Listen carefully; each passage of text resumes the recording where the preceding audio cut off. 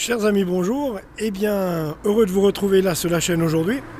Donc il y a quelque chose de magnifique qui vient d'arriver. C'est que vous voyez le beau ciel bleu qu'il y a. J'ai relevé la tête et là il y a deux avions qui se sont croisés et qui ont formé une croix avec les échappées de gaz. Elle a formé carrément une croix, c'est un signe que le Seigneur m'envoie aujourd'hui. Donc j'en suis content déjà pour ça, je voulais partager ça avec vous maintenant. Ensuite, ce que j'aimerais dire, c'est que Dieu n'est pas un sélecta, non. C'est pas un distributeur à bonbons, Dieu. C'est pas tu l'appelles quand ça va mal, et puis autrement, quand ça va bien, on n'y pense pas, on s'en fout. Ben non, c'est pas ça. Parce qu'il y a trop de gens qui sont à prier le Seigneur quand ça va mal, c'est-à-dire une fois tous les 6 ans.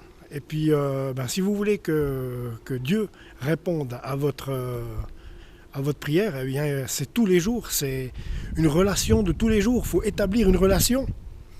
C'est clair, c'est comme avec quelqu'un, X, Y ou Z, on ne peut pas demander un coup de main à quelqu'un si on ne le connaît pas.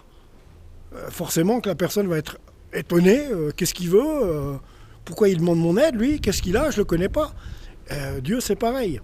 Si vous n'établissez pas une relation avec lui, que vous ne lisez pas la Bible, que vous ne vous confiez pas à lui, que vous ne faites tout par vous-même, et que vous voulez absolument faire tout par vous-même, que vous êtes dans l'orgueil, et que vous priez le Seigneur que seulement quand ça vous arrange, vous n'avez pas de relation avec lui. Parce que pour avoir une relation avec lui, il faut lui donner notre vie.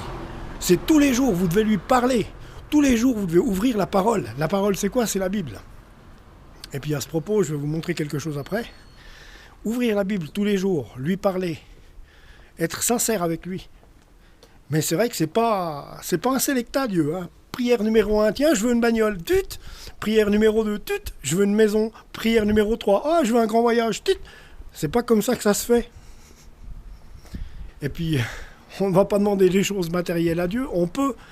Il va nous les donner si vraiment on a besoin. Mais il répondra à nos prières que si vraiment aussi on a une relation avec lui.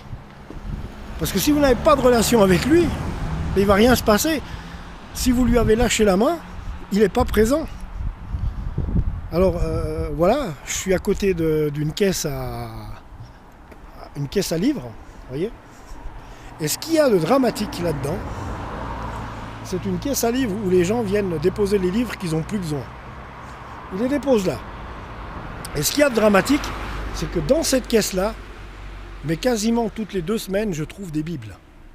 Ça veut dire qu'il y a énormément de gens qui abandonnent la parole, là, dans cette caisse.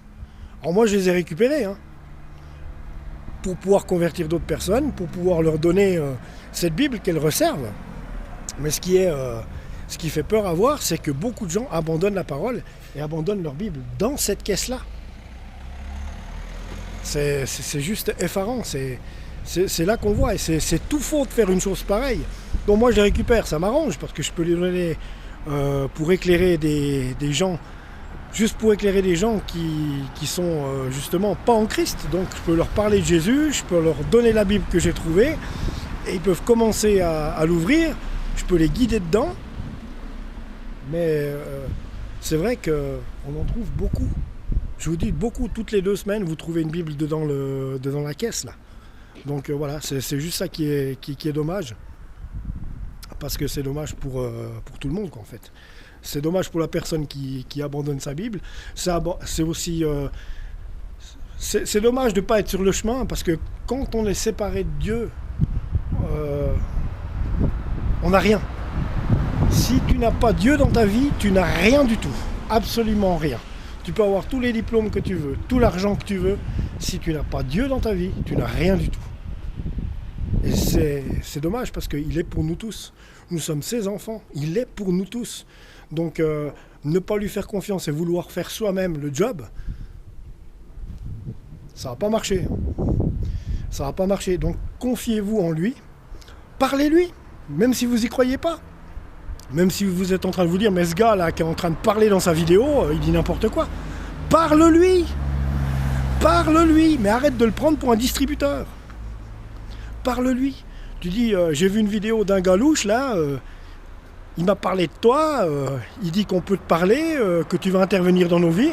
Mais parle-lui, demande-lui, dis-lui, interviens dans ma vie.